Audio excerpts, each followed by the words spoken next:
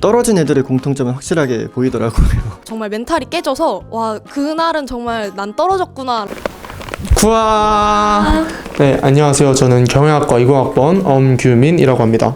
네, 이제 슬슬 논술 시즌이 다가오고 있죠. 네, 날씨도 쌀쌀해지고 이제 논술 시즌이 되면서 논술을 보게 되는 학생들에 있어서 되게 질문이 많을 거예요. 그래서 저희가 20학번 논술로 붙으신 20학번 두 분을 모셔봤습니다. 자기소개 먼저 부탁드릴게요.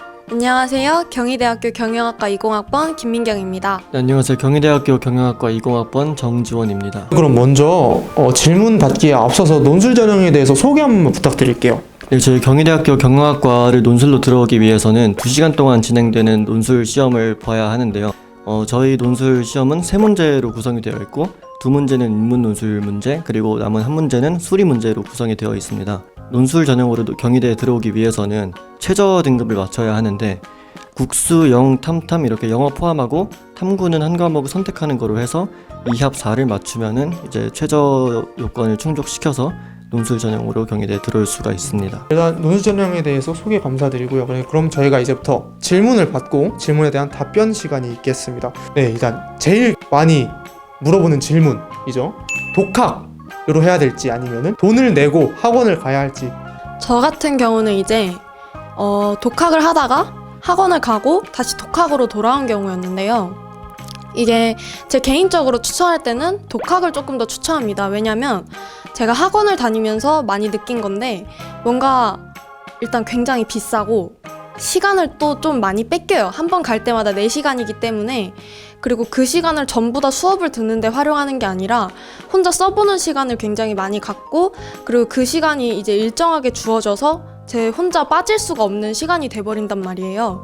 그래서 뭔가 그 시간들을 혼자 있을 때 조금 더 아낄 수 있다라는 생각이 있어서 독학을 조금 더 추천드리는 면이 있습니다. 네, 사실 저는 개인적으로 학원을 다닐 수 있으면 다니는 게 좋다고 생각을 합니다. 왜냐하면 이제 내가 쓴 글을 내가 직접 다시 읽어보게 되면은 어디가 잘못됐는지 어디가 좋은지 이거를 판단하기가 힘들어요.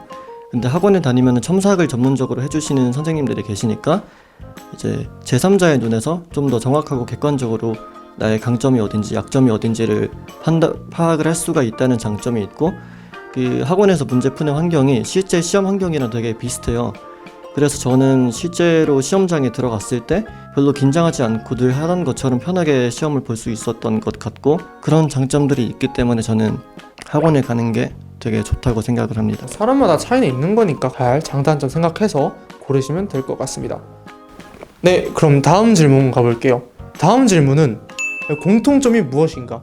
어떤 애들이 논술을 합격을 한, 사실 저도 저 수시로 들어왔거든요. 합격자의 공통점, 논술 합격자들 뭐 특징 같은 거 한번 말씀해 주시면 되겠습니다. 사실 저는 주변에 논술로 대학을 간 애들이 그렇게 많지는 않아서 얘네가 어떤 공통점을 가지고 있는지 잘은 모르겠는데 떨어진 애들의 공통점은 확실하게 보이더라고요. 아이고야. 그래서 제 주변에 논술을 준비했는데 떨어진 애들을 보면은 거의 다 하는 말들이 나는 논술에 재능이 없어서 해봐도 안 될 것 같아. 아니면은 이 높은 경쟁률을 뚫기 위해서 학원에 돈을 쓰고 공부하는 데 시간을 쓰는 게 아까우니까 차라리 그 시간에 수능 공부를 하겠다.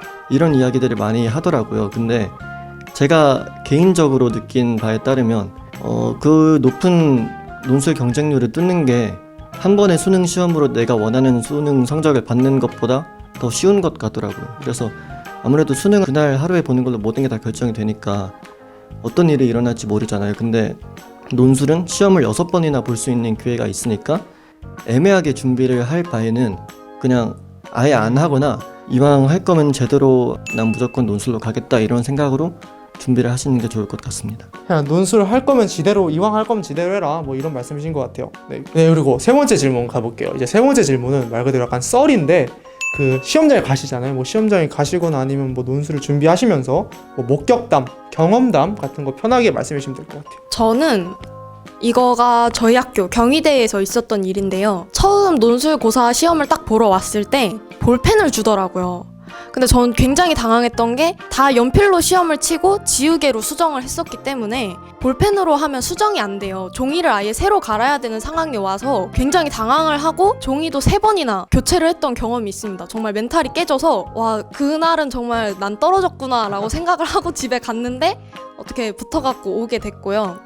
또 다른 거는 이제 학교에 국한되는 건 아닌데 그 논술 시험을 주변에서 굉장히 많이 보기도 하고 정해진 날에 보통 같은 과를 선택하면 정해진 시험장에 들어가잖아요.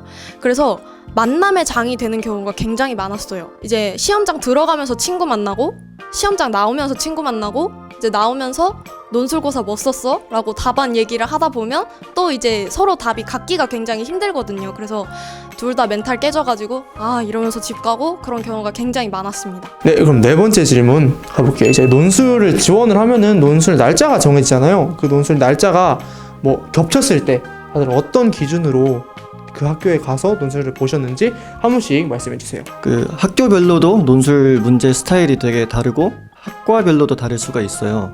어떤 데는 좀 문학적인 질문을 많이 하는 데가 있을 수도 있고 아니면 좀 더 사회 문제 이런 걸 물어보는 스타일도 있고 요구하는 답안도 되게 달라요. 그래서 논술 공부를 해보면서 나한테 맞는 대학이 어느 대학인지를 판단을 하고 여기를 쓰면 내가 좀 더 붙을 확률이 높겠다 하고 판단이 되는 대학교에 지원을 하는 게 저는 좋을 것 같습니다. 네, 이제 다섯 번째 질문.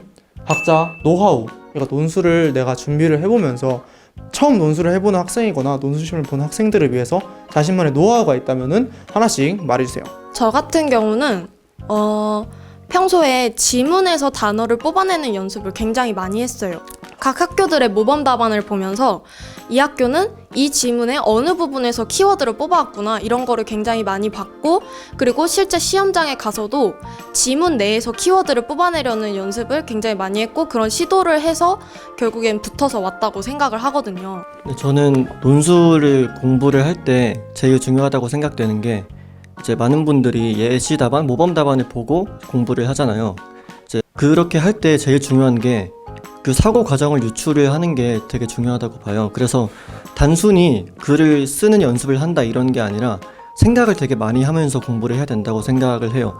왜 이 구조를 이렇게 잡았고 왜 이 논제에서 이런 생각을 하게 돼서 각 제시문에서는 이런 키워드를 뽑아내고 이거를 이렇게 조합을 했을까 이거를 역으로 추론을 해보는 거죠. 비유를 들자면 문제를 풀다가도 뭐 수능 준비를 할 때 답지를 보면은 이게 왜 이게 답인지 몰랐다가도 답만 보면은 이게 이래서 이렇구나 하고 깨닫게 되는 순간이 많이 와요. 그래서 논술을 준비할 때도 예시 답안을 보고 이 사람이 이런 사고 과정을 거쳐서 이렇게 완벽에 가까운 답을 써냈겠구나, 나도 이런 생각을 닮아야겠구나 하는 생각을 하면서 필사를 할 때도 눈으로는 글을 읽으면서 쓸 때는 머리로 쓴다 이런 느낌으로 준비를 했던 것 같습니다. 네, 그럼 이제 질문은 여기까지 받아보고 이제 2019학년도 경희대학교 경영학과 논술 시험지를 직접 20학번 붙으신 분들이 풀어보고 이제 그 모범 답안과 비교를 해보는 시간을 2부에서 가져보도록 하겠습니다. 쿠바!